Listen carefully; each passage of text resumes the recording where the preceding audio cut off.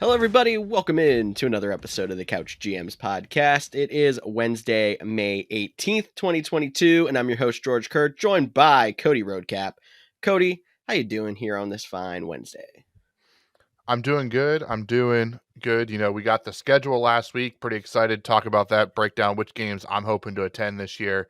But a little disappointed that, we do have a little OTAs, but we're getting ready to go into that football law. So thankfully, we're still here. We're still talking a lot of football, so you can check us out. Yeah, and we are doing what we think we can do best here in this beginning of the lull. We're going to do an early mock draft for y'all before we jump into our way too early rankings in the next few weeks. We are going to talk schedule, like Cody said, and obviously hit some news and notes because it was actually a busier news week than we expected this week. Make sure you find us on thecouchgms.com and on our social media channels for more than you get just from the show. Cody, we're hopping right in NFL news.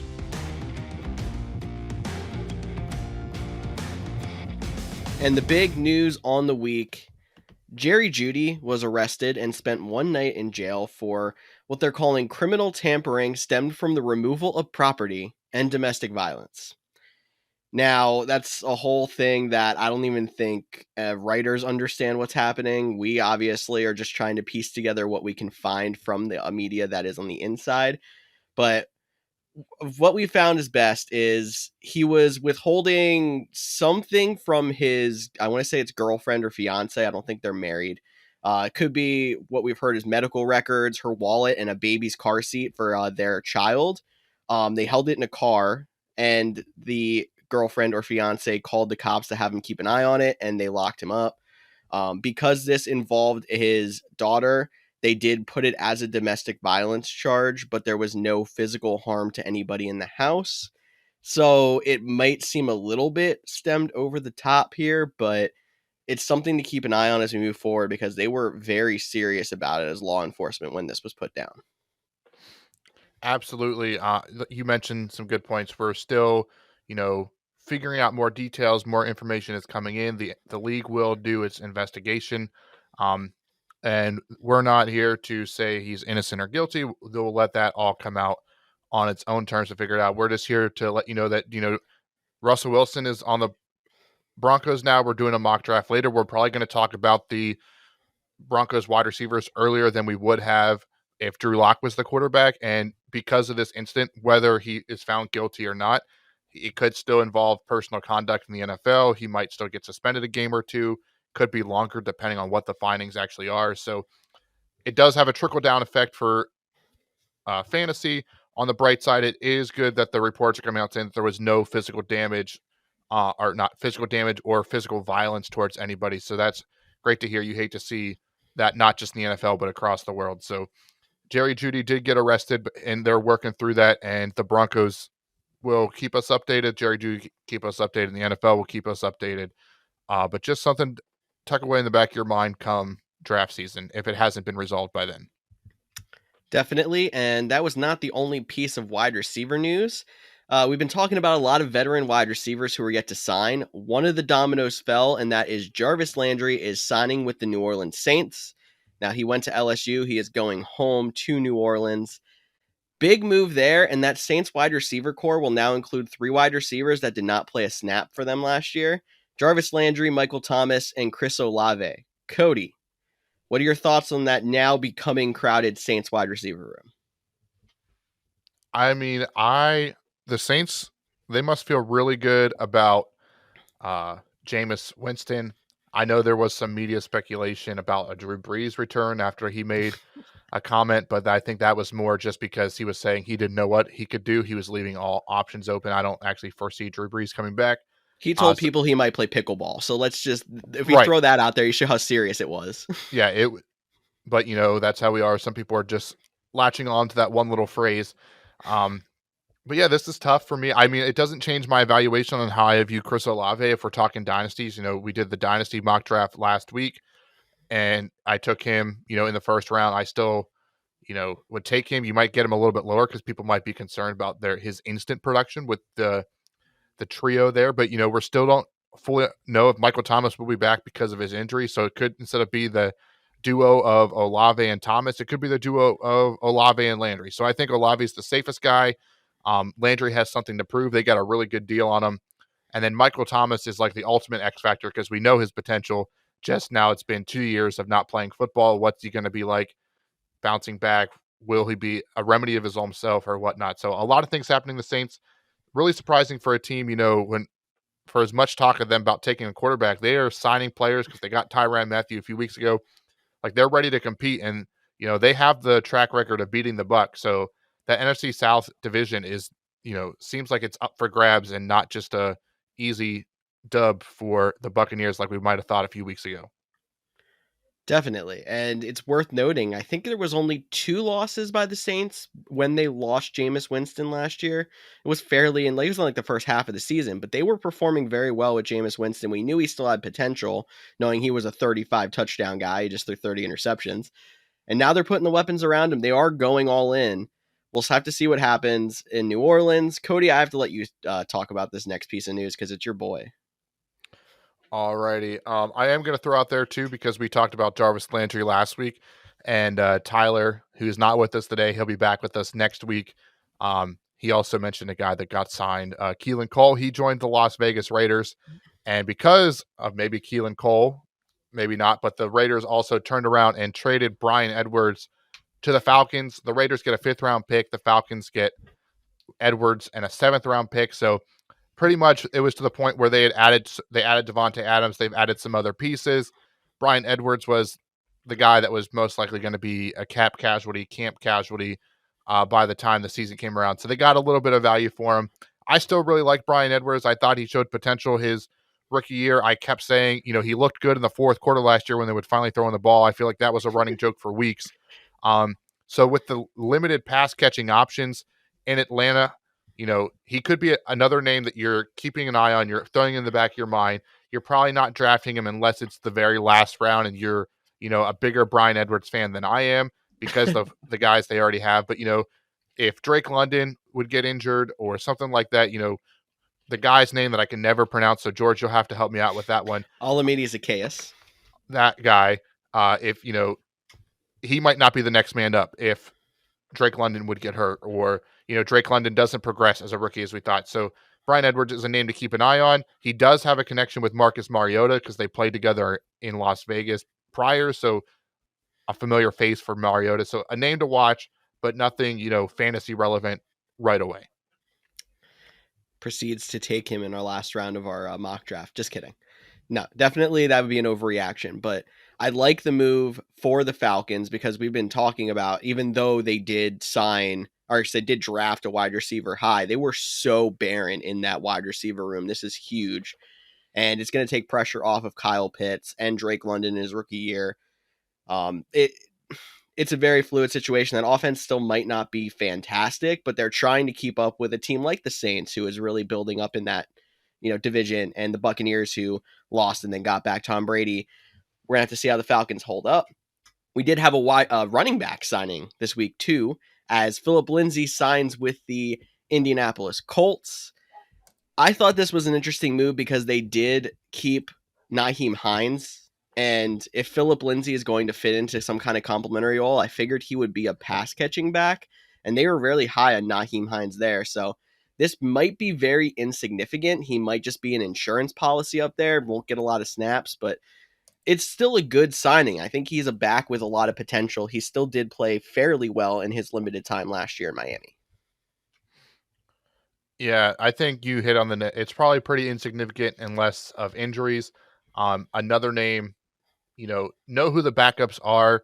If you're a Jonathan Taylor owner, okay, maybe keep an eye on Phillip Lindsay because you mentioned they do really like Nyheim Hines out there, and I think they're going to want to continue to use him in the role that he is. The pass catching, third down, change of pace guy.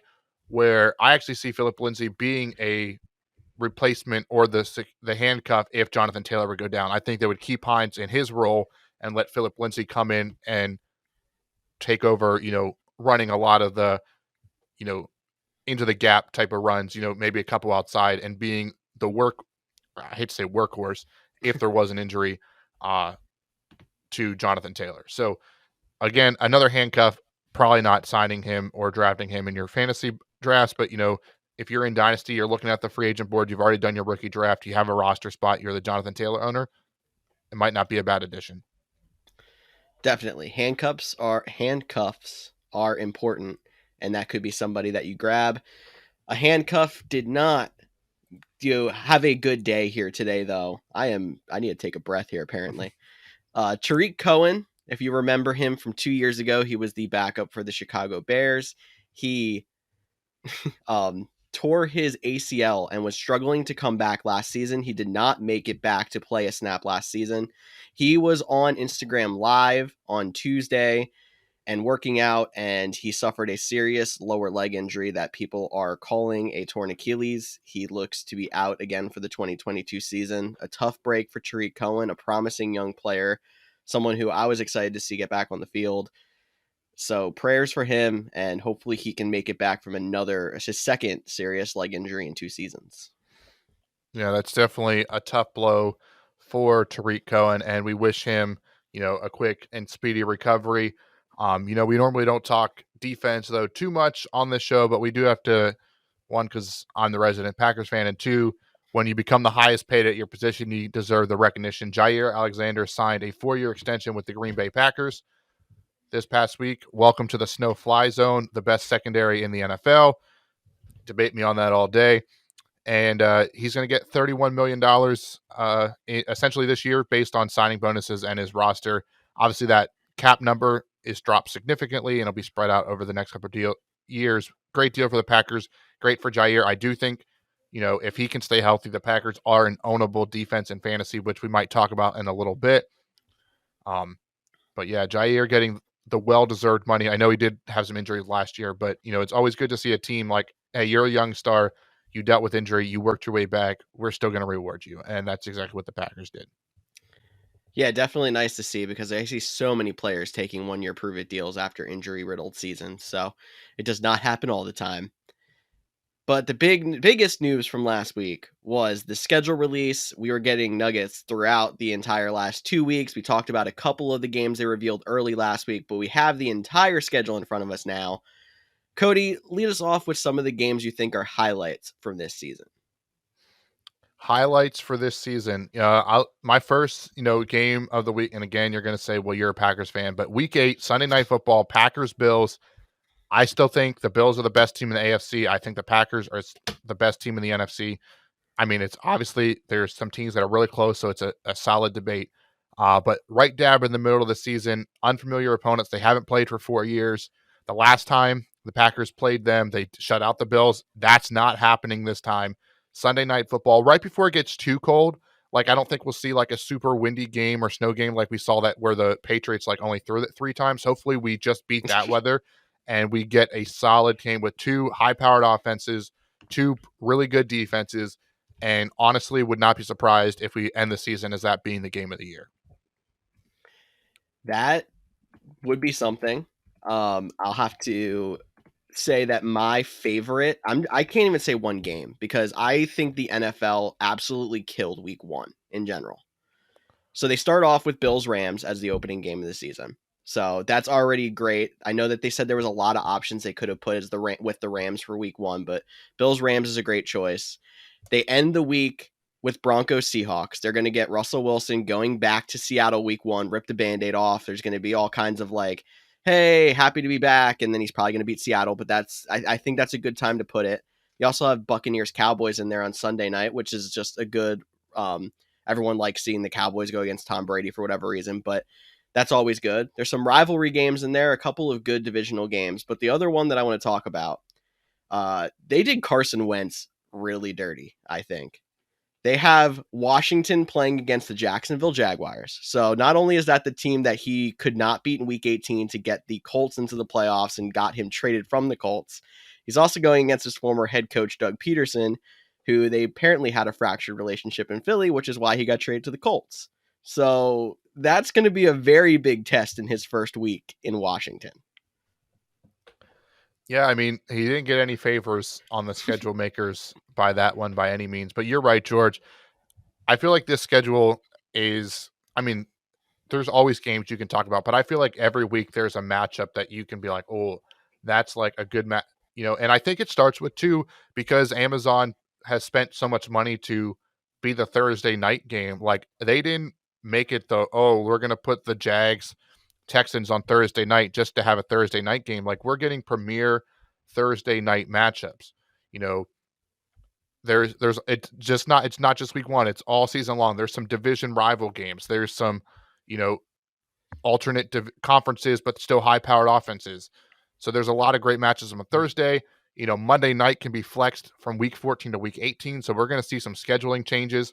So make sure you're staying up to date with those, because you're going to have to adjust who's in your flex if a game gets flexed out of on the Monday night. So a lot of great games. I'm really also excited to see, the rematch between Kansas City and Cincinnati after that game. There's a lot of rematches that you're excited for, a lot of good storylines. I love the NFL, like you mentioned, kicking it off with Seattle and Denver, right away. Like, let's get that Russell Wilson. Let's not wait. So a lot of great games. Super excited for this season. Already starting to save for my Sunday ticket subscription and hoping that this is the last year that I have to pay for Sunday ticket. Yes, exactly. And we're going to see, hopefully before the season starts, we'll find out who's going to have Sunday ticket for future years, but it's still DirecTV for the last year of the TV deal. And because you mentioned Thursday Night Football, I just want to give the fans an idea. Week 2 Thursday Night Football is Chargers Chiefs. Like, they really didn't, hide anything. Chargers Chiefs is big. There's a couple other divisional matchups. They did a great job with the primetime games. I just hope that teams don't hate it, because they don't really necessarily like Thursday Night Football. No, absolutely. Like you mentioned it, great games on Thursday night. There will be some, back and forth on whether that was the right call. Should we even be playing Thursday night on 4 days rest? But, there really isn't a bad game on there. Okay, I mean, week 6 is Commanders at the Bears, but those teams are about equal, so it should still be a pretty good game on Thursday night. A lot of Bills Patriots week 12. That's always a good one. Raiders Rams, like 49ers Seahawks, Cowboys Titans. Like, there's a lot of good games on Thursday night football. So it'll be interesting, especially because I think a lot of those games will only be on Amazon Prime, so it might be a little bit harder for people to view it. But there's been a lot of great games, and the more I think about the games, the more I get excited for them. But George, I know you're an Eagles fan and probably spend too much time talking Eagles and Packers, but because it's our podcast, is there any games you're planning on going to this year? Well, I might be going with a certain other co-host to Eagles Titans this season. Or if not, I might be going with a certain other co-host to Eagles Packers this season. But no, those are my two highs. But I think at some point, whether it's this season or later, I have to get to an Eagles and Cowboys game. I kind of wish that game on Christmas Eve was in Philadelphia. It is in Dallas. It's an earlier season game in Philadelphia, but that's just one of those rivalries. Like last year, I told you all how I went to a Ravens Steelers game, and that's just one of those things that's like, oh, you want to go to that rivalry. Packers Bears is on that list as well, so that's a bucket list item, but probably not this season. No, I got you. Yeah, I'll definitely be in Philadelphia. The big question mark for me will be if I'll be in DC on the 23rd, as I get married the day before, trying to convince the fiance to, like, first thing we're doing as a married couple is going to a Packers game. So we'll see how that one goes. I might go up to New Jersey to see the Jets and the Bengals in week 3, I believe it is, with friend of the show and my cousin Chance, who's a big Bengals fan. See Joe Burrow, see Zach Wilson, see those games. So a lot of great games. Hey, let us know where games you're going to be at, because if we're at the same games, we can meet up, we can chat, we can talk fantasy football. So we definitely would love to hear it. But George, that's probably enough talking about news. The people have been waiting long enough. So why don't we jump in to our mock draft?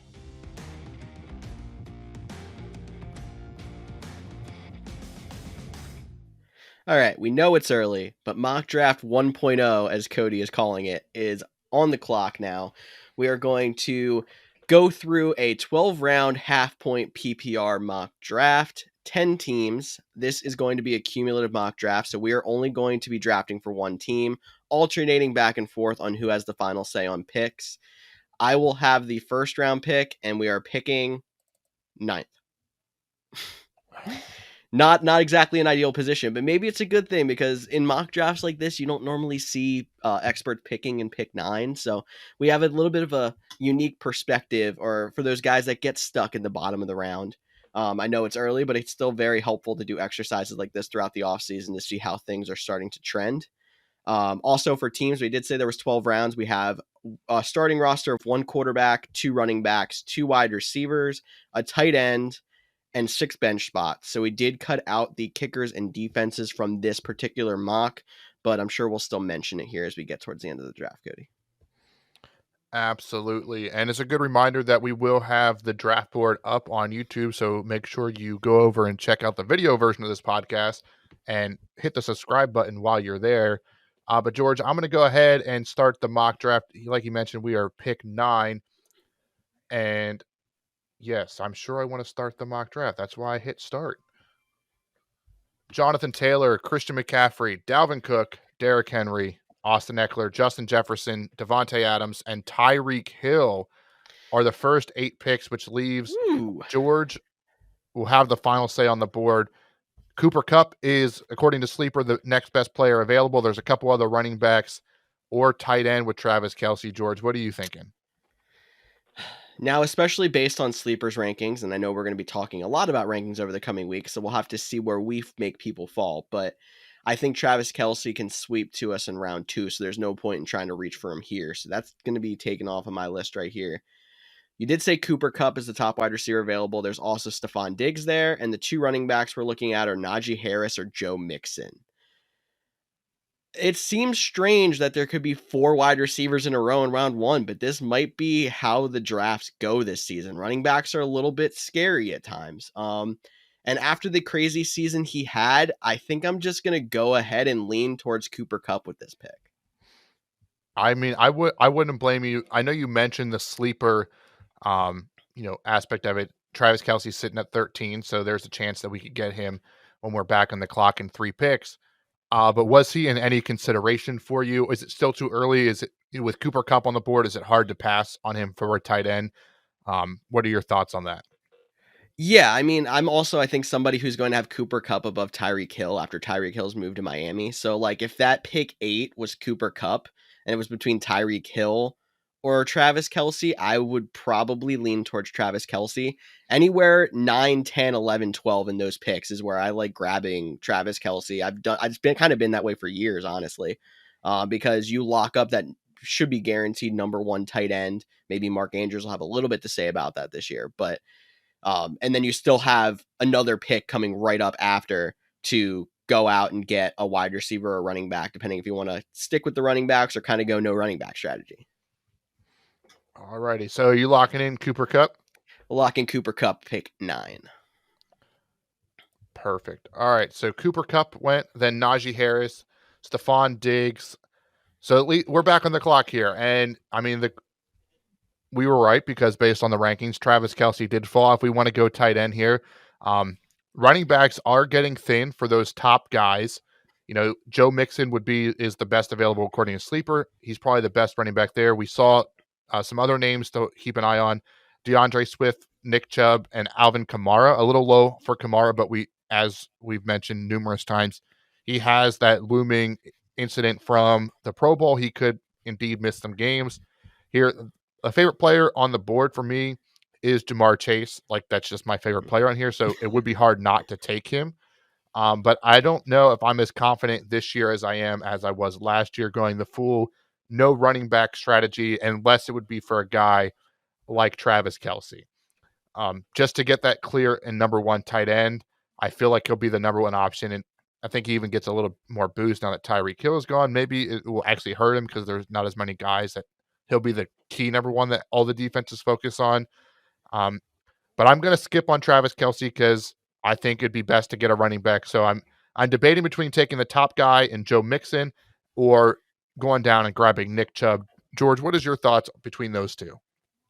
It's funny that we're talking about my top 2 running backs from our League of Record team last year between Joe Mixon and Nick Chubb, but especially after seeing how Cincinnati's offense clicked last year, And there's a little bit of uncertainty in Cleveland with quarterback. We don't know if Deshaun Watson's going to play the full season. If he's even going to play at all, honestly, it's a little bit of a question mark. And they were not the best offense around him. I think I lean Joe Mixon, but I've always kind of been a Joe Mixon guy as well. So there might be a little bit of bias. Yeah, I think I'm leaning Joe Mixon too. You know, I mentioned the Alvin Kamara suspension. If Kamara was cleared and he was going to play all the games if healthy, like I would take him here. Um, and He'd then this, probably go in round one, somewhere in that wide receiver mix, maybe even before Austin Eckler in some people's rankings, I would guess.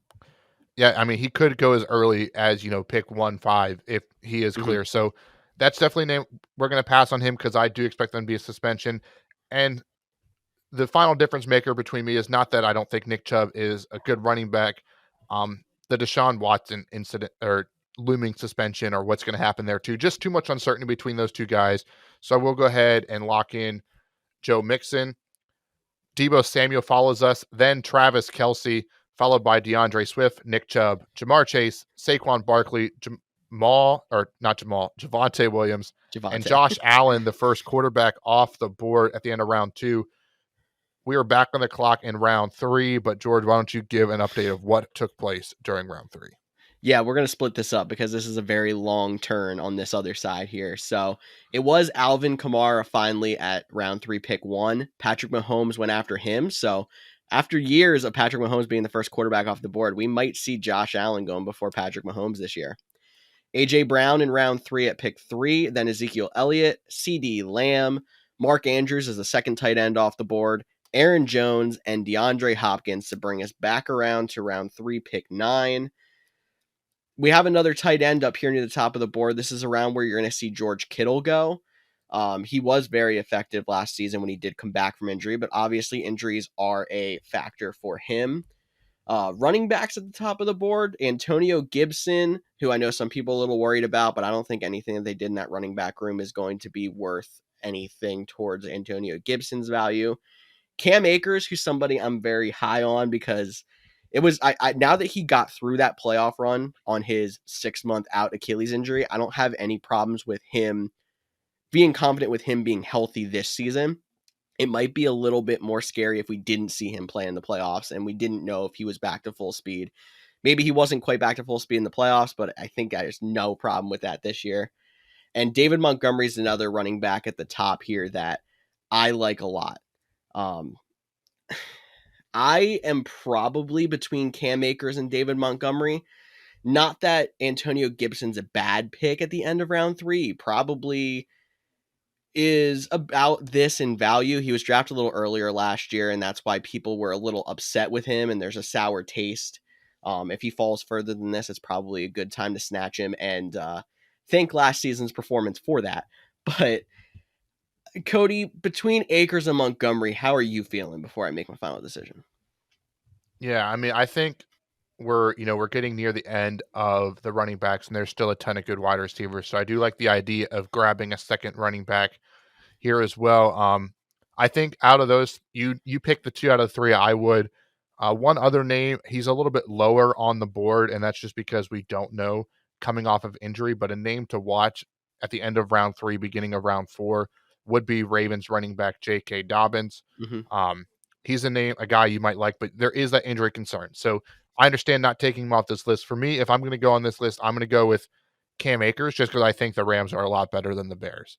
Like the Bears probably would be down early a lot. Like they don't have much on offense. Their defense is not the worst in the league, but it's lost a few pieces. They did trade away Khalil Mack.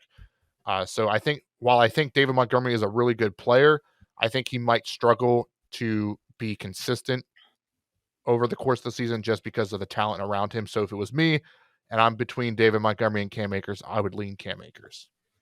Consistency was what was making me lean towards Cam Akers as well, because we know that David Montgomery can be a world beater any given week. He loves to put up those 25-point weeks and just be like, well, nothing I could do about that. I mean, he won people championships 2 years ago, was a very strong running back at points last season. But yeah, I'm going to go with Cam Akers as well. And thank you to having him play in the playoffs because I would not have done that otherwise. Alrighty. So after Cam Akers went, Antonio Gibson and George Kittle went right there at the top of round 4 on the turn. So we were back on the clock here.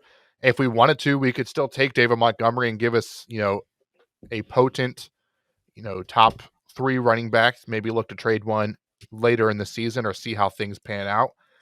Keenan Allen is on the board there. That's a high-powered offense. George is a closet Chargers fan, so he's probably drooling for me to take Keenan Allen. Deontay Johnson, if you really like the, you know, new quarterback, or you think Mitchell Trubisky is going to keep what Big Ben did in targeting Deontay Johnson. I mentioned J.K. Dobbins. And then there is 2 tight ends, Darren Waller and Kyle Pitts. If I was going to take a tight end, it would probably be Kyle Pitts, but I think at the beginning of round 4 is still a little bit too rich for me to take Kyle Pitts. Some people might disagree. They might have him as tight end 3 and would be willing to take him right now. For me, I'm leaning between Mike Evans and Keenan Allen. They are 2 of the top 3 at the top of the board. Keenan Allen and Mike Evans, they both have a little bit of consistency issues, but they are targets with or like favorite targets of quarterbacks in high-powered offenses.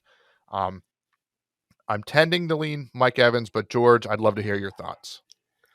I'm tending to lean Keenan Allen, and I know Cody's gonna be like, wow, what a shocker. But I hate inconsistency. Like, if you know me as a fantasy player, if you played with me at all, you probably know that I would rather have the guy who gets me 15 points a week than the guy that gets 25 and then 6 and then 25 and then 2. And I almost view Mike Evans in that category. I know it's not that dramatic for Mike Evans, but between that and the fact that I think the Chargers have a more potent offense than the Buccaneers do at this point, Father Time, Tom Brady, it looked like it started to catch him last year. I probably am going to eat my words for saying that, like we have the last 6 seasons, but I like the chance of consistency from Keenan Allen more, even though he is still a fairly inconsistent wide receiver like Mike Evans. You definitely make a compelling argument. And then I just want to get your thoughts here on a guy like Kyle Pitts. Is this still too early for you, or would you be comfortable taking Kyle Pitts at this point? I think the earliest I would look at Pitts or Waller is the end of round 4. If Kittle did not go on that turn, I think he would have been a very strong contender for this pick, but I think it's too early for the 2 tight ends. Awesome. All right. Well, I think you made some compelling points for me. I really like Keenan Allen too. I love him a lot. I do think he is a solid player. But just to be a little bit different, and because we have the safe option in Cooper Kupp, who we know is going to get his, I am going to go a little bit more high variance with this pick and take the touchdown machine, Mike Evans. George made a lot of valid points for why it should have been Keenan Allen. Keenan Allen did go next at pick 4-3, followed by J.K. Dobbins, who went ahead of David Montgomery, so somebody was listening. Darren Yeah. Waller, DK Metcalf, Kyle Pitts, Leonard Fournette, and Deontay Johnson finish out round 4. Round 5 started with Terry McLaurin and then Chris Godwin, the other Tampa Bay wide receiver. I'm Cody today, apparently. T. Higgins at 5-3, and then Josh Jacobs. He's an interesting argument this year, actually, but round 5 could be a great value for someone like a Josh Jacobs. Lamar Jackson becomes the latest quarterback off the board, and then Clyde Edwards-Helaire. Travis Etienne, someone we have not talked about that is a very interesting running back in Jacksonville, goes at 5-7, and then Justin Herbert at 5-8, taking us into our 5th round pick. And then there's also interesting names on the board, even though I talked about a couple of guys in round 5 that went. Michael Thomas is projected around this part of the draft. We don't know the injury situation, but we know if he goes back to being good old Mike Thomas, that is a potential 2nd, 3rd round wide receiver you're getting at the end of round 5. Jerry Jeudy's here. We talked about Jerry Jeudy earlier in the show. If he ends up not being suspended, or at least only being suspended a game or two, with Russell Wilson at quarterback, that might be a big steal. Amari Cooper, a wide receiver who is relying on Deshaun Watson. And Deshaun Watson, if he's not playing most of the season, that could be a bust in value there. Ton of question marks. So now we kind of start looking, do we go quarterback? And the top quarterback on the board is Kyler Murray. We like rushing quarterbacks. Honestly, him going this low, considering we've seen at least the fast starts he's had, and he's been quarterback 1 through like 6-7 weeks each of the last 2 seasons. This could be a solid value for him. Running backs are starting to get a little bit bleak, but we do already have two strong running backs, so that's something I think I'm avoiding at this point. And then the tight end position, because we should mention it, really only has TJ Hawkinson around this group. Not somebody I'm super interested in here yet. I think I'm leaning Kyler Murray. Do any of those wide receivers I mentioned, or even any other wide receivers you're thinking of right now, kind of make you think I should take them over Kyler? Well, I hate taking a quarterback this early. So, I Okay. mean, I understand what you're saying with Kyler Murray. It does. I know you mentioned the stat about how fast he started, but Hopkins is suspended for the first 6 games, and we saw what him being out of that lineup did. So I think that's a part of the reason why he fell is people are concerned about what he'll be those first 6 weeks because he seems to be a completely different quarterback with Kyler Murray there. So and when you have guys like Joe Burrow, he doesn't have the same amount of rushing ability. You still have Jalen Hurts on the board, who is a running quarterback. Like there's other quarterback options that I think would make more sense. I know there isn't a bunch of great options on the board, like you mentioned. DJ Moore, he's a solid option. Um, Amari Cooper, if you're willing to take the risk because he is a former number one, and then Allen Robinson's another name, but we already have Cooper Cup. I don't hate the Miles Sanders pick as the top running back left on the board, and then this guy we wouldn't have to take now at all because of where he's at on sleeper. But two names we mentioned: Travis Etienne being the first guy off the board. But James Robinson is still there, and he's still a good quarterback and on the board. And then the other guy, I know he was, got a guy that's probably better than him, but Jalen Waddle is 100 reception guy. Granted, he's ranked 70 right now on sleeper, so I understand we don't have to take him if we're actually playing the draft game. But Jalen Waddle would be in consideration for me here as well, just because I still think he is going to see targets. Yes, probably won't hit 100 again with Tyreek Hill there, but he will see some targets. I don't think I really helped you too much. I said a lot, but I don't think I helped you too much. I'm very interested to see where you go with this pick. Oh, thanks. Jalen Waddle is actually a very interesting argument because we were all super high on Jalen Waddle, and then they traded for Tyreek Hill, and then we kind of were just like, well, now where does he fall? Just because we're not confident in Tua supporting the two solid wide receivers. I'm sure they're both going to be good, but just how good is the question. Now, I think if you took the safer wide receiver pick with Keenan Allen in that last round, I would be a lot more tempted to take a higher variance wide receiver. Not that there's really, a super safe wide receiver at this point, but I think the safest of the group of Thomas, Jeudy, and Cooper is Jeudy. So I'm gonna say we're gonna go Jerry Jeudy here in round 5. I don't see what's going on with him being a big issue in the long term. And I do like his outlook a lot better with Russell Wilson than it did in the past with Drew Lock.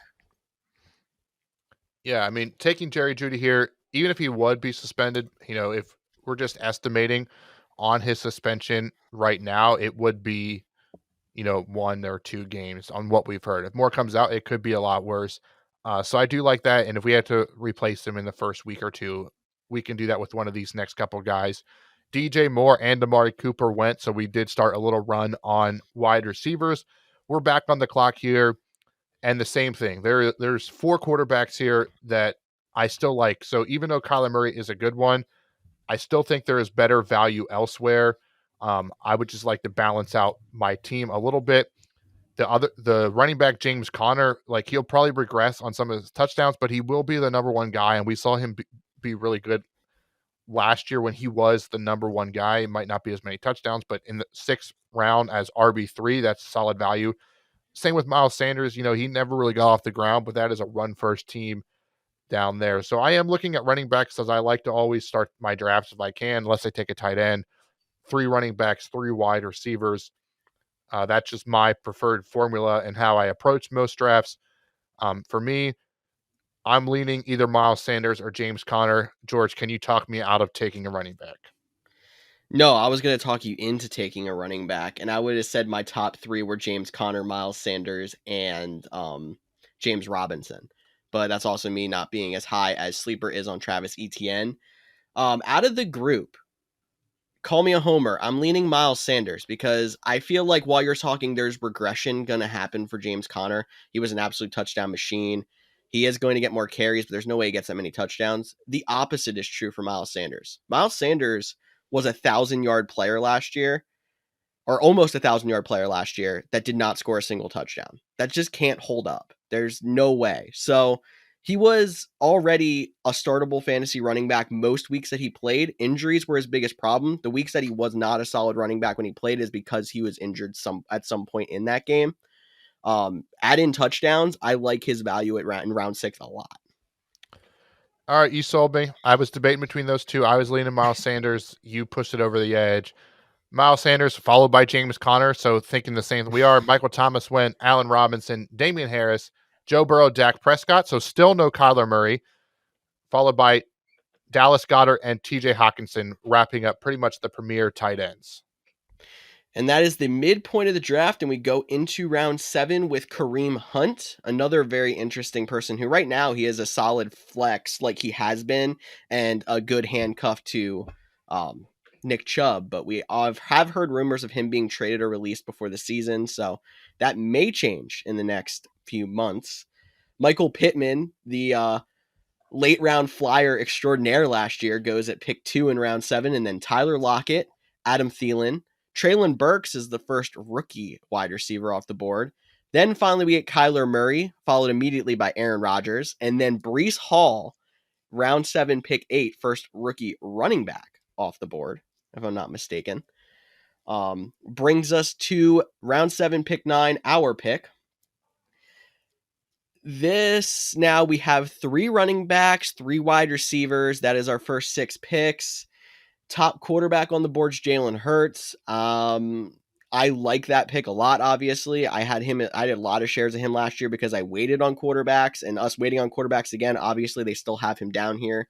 I get Cody's argument from, was it last week or 2 weeks ago, when he said Jalen Hurts' value might be hurt by the fact that they're going to try to pass the ball more, but he's still no denying that he is a solid quarterback with his legs. He will still get his rushing yards and rushing touchdowns.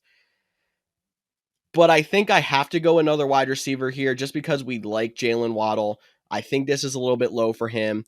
And at round 7, pick 9, Jalen Waddle could be absolute steal. So I am just going to take that because I want to say gamed the rankings a little bit. Is there anybody else you want to mention, or do you want to try to steer me off of Waddle? No, I think you're good. We'll take Waddle. And Jalen Hurts goes next, Cortland Sutton. So you talked off Hurts for Waddle. If I was going to take a quarterback, I would have taken Hurts where you did. I was hoping he fell. But at this point, I'm not taking a quarterback now. We are the last team that has not taken a quarterback. We're the last team that hasn't taken one, so we know we have a while. So now we can just take, shots. There's a lot of good players here. This is where you might want to grab a rookie or, a second-year player. I don't want to load up on Eagles, but a guy like Devontae Smith is still available. You still have Amon-Ra St. Brown, who broke out last year. I know they have Jameson Williams, but will he actually play right away? Drake London, if you want to take a shot on a rookie, on a team that you expect him to get a lot of work. Another rookie, Ken Walker, we've talked about him. He was number 2 taken in our dynasty draft, so you have to at least put him into consideration. So there's a lot of young flying options on this. I could take Keenan Allen's running mate, Mike Williams. He had a really good start to the season. They paid him a lot of money. That's a high-powered offense. It's a name I'm going to keep an eye on. But George, is there any names on the current available that are really sticking out to you? The 2 that are sticking out to me the most are Kenneth Walker, because I think that would be a great stab at an RB4, considering that your flex most weeks is going to be a wide receiver, not a running back. So when you consider he's not even technically your first running back off the bench, that's a great upside pick right there. And then Amon-Ra St. Brown, because he was an absolute league winner last year, and now you're looking at the potential of getting him in round 8. Again, not even as our first wide receiver off the bench, and the potential to be a starting wide receiver for you, just if he happens to keep balling out, and then you can't keep him out of your lineup. So those are the 2 that I'm looking at the most. The 2 that I was thinking of too, and I was hoping that you would not have picked both of them, but you did. I really like Amon-Ra St. Brown. I suppose. it's going to be hard not to pick him, but I am going to go Ken Walker here. I think running back 4, get a potential rookie. Maybe it might be a little similar to Javonte Williams. You might have to hold on to him for, half the season until he starts to really become something, gets more and more opportunities, but I think he will get them. I like him as a potential if, Rashad Penny and Chris Carson have not been reliable at staying healthy. So let's take Ken Walker here. We're now solid at the top 4, both running back and wide receivers. We do have to look at some other positions, but after we took Ken Walker, Elijah Mitchell went. Then James Robinson finally off the board. Devontae Smith, Mike Williams, followed by tight end Dalton Schultz. Amon-Ra St. Brown went round 8, pick 8, followed by Brandon Ayuk, George's favorite, and Brandon Cooks, which I do really like the value of Brandon Cooks. He is a wide receiver 1 at the end of the 8th round.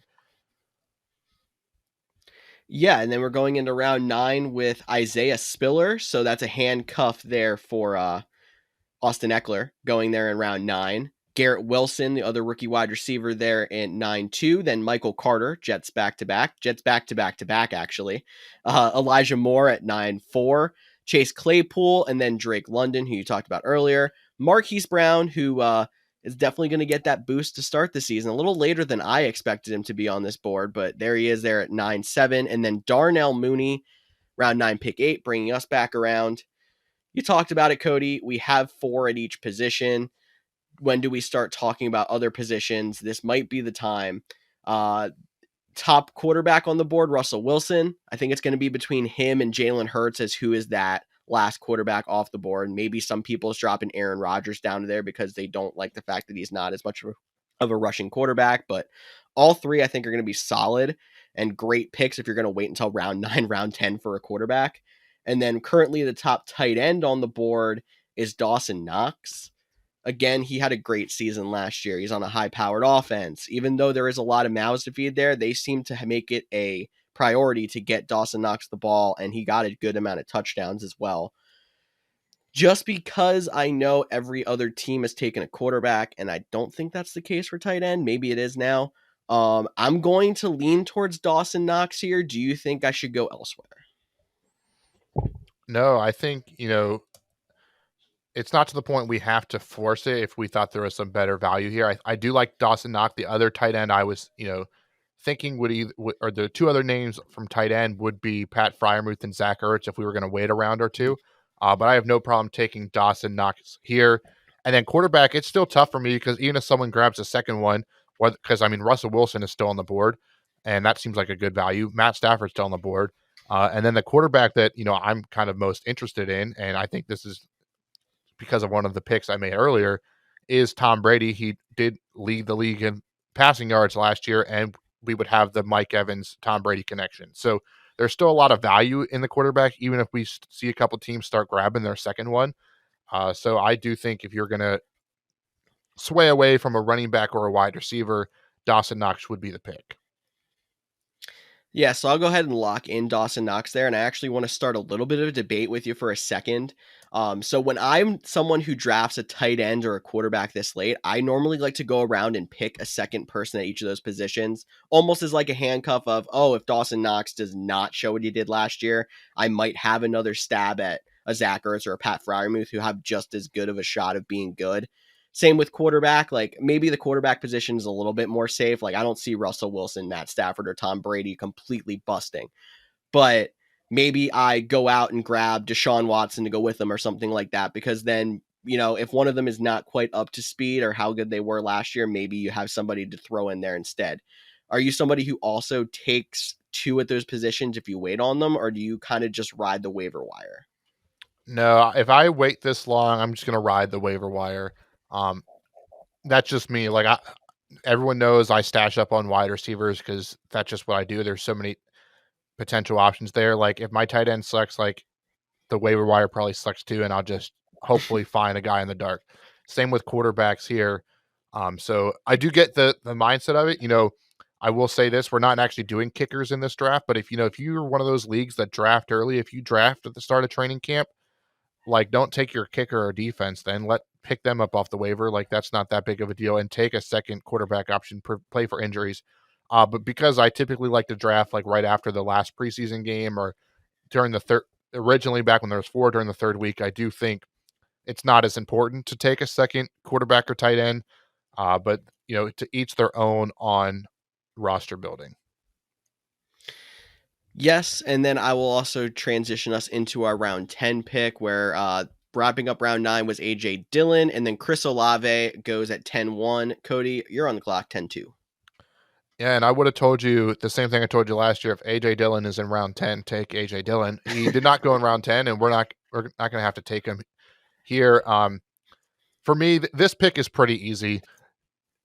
We're at round 10 now, and while I mentioned there's still 3 quarterbacks I want to get the guy that I want out of the remaining 3. I don't want to, let people start taking a second option. Let's get the guy. It's round 10. And for me, it's between Tom Brady, who throws the ball to Mike Evans, and Russell Wilson, who throws the ball to Jerry Jeudy, both through on our team. So we're going to get a stackable offense. Now, Mike Evans will probably be in our lineup more to start the season than Jerry Jeudy, but maybe Jerry Jeudy will ball out and be our regular week flex option. So just because George has, put up his, doubts about Tom Brady. I mean, I feel it's like so stupid that we're going to let Tom Brady go undrafted or let him beat someone's number 2. I'm going to go Russell Wilson unless George tells me in the next 3 seconds to switch to Tom Brady. No, you can stick with Russell Wilson, but I get your argument for Tom Brady. Alrighty, so we went Russell Wilson, then Juju Smith-Schuster went next. Robert Woods, solid pick, value in the 10th round. Hunter Renfrow, Rashard Penny, Cordarrelle Patterson. That's a name to keep an eye on as he had his breakout season in Atlanta. Hopefully that's solid value, or he goes back to not being fantasy relevant. Devin Singletary, Gabriel Davis, Matt Stafford went. Tony Pollard, Chase Edmonds, Zach Ertz, Trey Lance, Pat Freiermuth, Rashad Bateman, Tom Brady. So literally all 3 quarterbacks went. So thank God we did take one in the last round and weren't stuck waiting for one of the guys we didn't want. So we were on the smart move, but George is on the clock, even though I just rambled through a bunch of picks. It's worth noting, I think, here that the first wide receiver off the board on Atlanta's roster was Cordarrelle Patterson taking there, followed by Devin Singletary, the first Buffalo running back off the board. Something's got to give there. Maybe they won't even be the guys, but there's going to be value to be found in these rounds. You just got to hopefully pick the right guy in all of those situations. So yes, I'm glad we did take Russell Wilson because we would not have been left with any of our quarterbacks of choice if we waited through here. Now sitting here at round 11, pick 9. Another running back to keep an eye on. I know we were not expecting him to return to Denver, but Melvin Gordon is back in Denver, was fairly solid last year. Maybe he will not be as effective this year than he was last year. We obviously have to watch for how much they use Javonte Williams. But if it's a split similar to last year, a round 11 value is absolutely insane, in my opinion. You can also go with Jameson Williams, another rookie wide receiver who has a good amount of upside in a Detroit offense. I think that is starting to bloom. And then I think it's interesting how like Odell Beckham is sitting here on this. Someone who probably isn't going to start the season, but if he gets signed to a favorable situation, could be a solid value. I'm between Melvin Gordon and Jameson Williams. Cody, what do you think? I wouldn't take Melvin Gordon. We have too many Bronco players just from Okay. our team perspective. Like, I do understand the value, but I wouldn't take him because of where we're at. We already have, a quarterback and a wide receiver from them. Jameson Williams was going to be my next pick if you didn't take him here. He might not play the first couple weeks, but he's been my favorite wide receiver in the draft, or who I thought was the top wide receiver in the draft. And getting him, if he doesn't play, you can put him on your IR spot, and that opens up, another option for you. So I do like taking a flyer on a guy I think could be really good and might also give me some roster flexibility if he doesn't play right away. That's true. And I know I was this person who was very like speculative, like very scared about taking a wide receiver that had some scary value back in round 5 when we took Jerry Jeudy. Now that you're looking at the fact that this would be our wide receiver 5, much different. If he doesn't start the season and goes on your IR, you have an open roster spot, like Cody said. But even if he doesn't work out, it hopefully doesn't matter. And if it does matter, you have bigger problems at wide receiver than the fact that Jameson Williams didn't work out. So let's go ahead and take the upside pick with Jameson Williams there, Cody.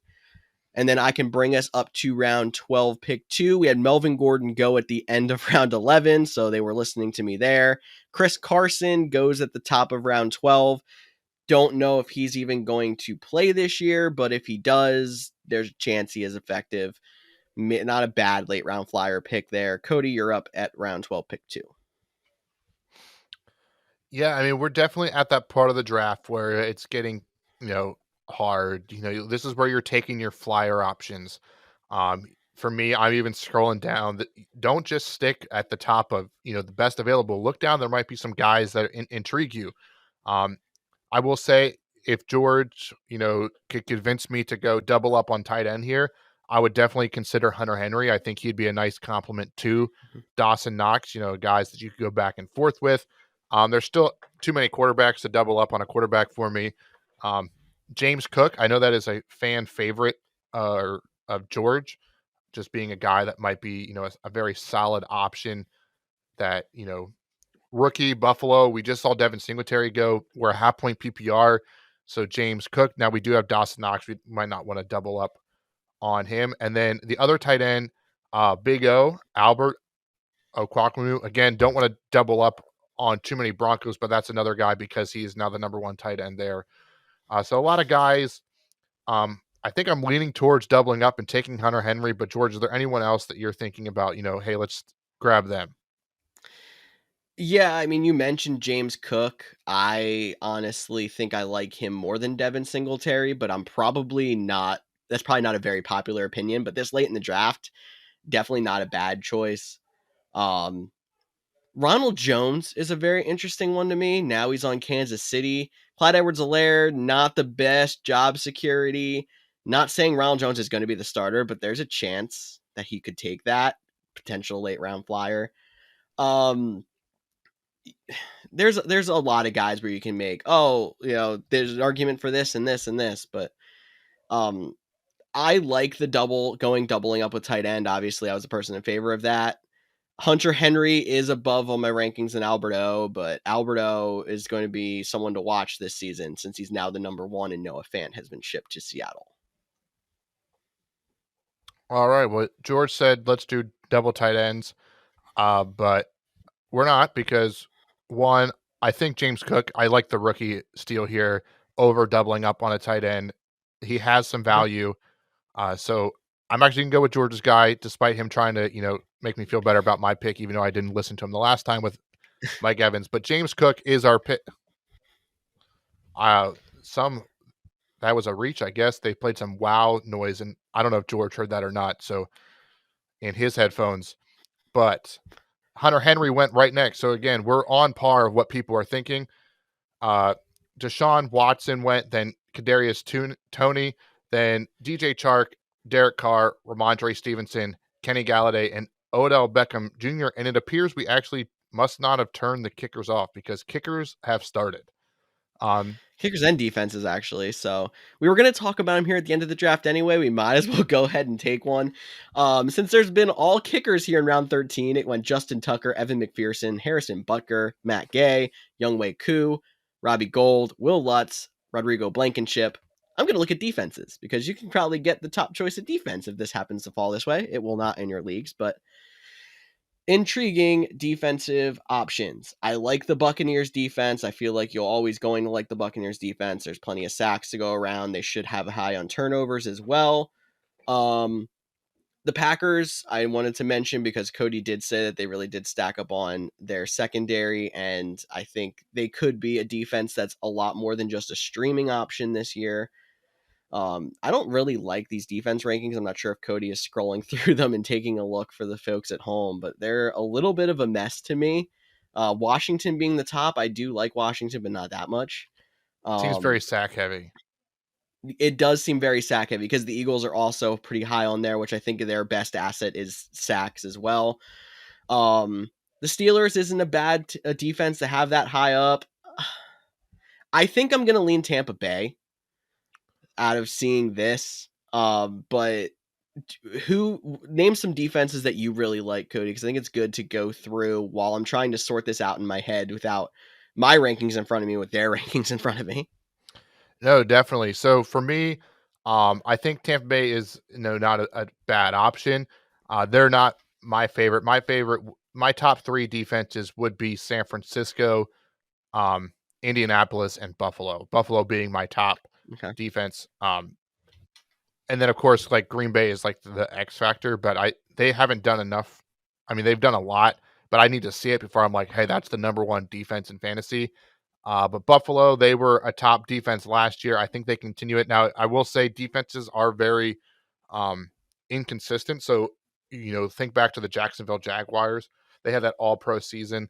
They took a dip the following year. The Patriots, they had an all pro fantasy defense season. They're probably going to take a dip last year. You know, Buffalo flirted with the number one spot, but they were in the top five. I think they can do the same thing again. So Buffalo would be my favorite. And then I would follow that up with the Indianapolis Colts. But if you want to throw the Tampa Bay Buccaneers in there as well, I don't think that'd be a bad option.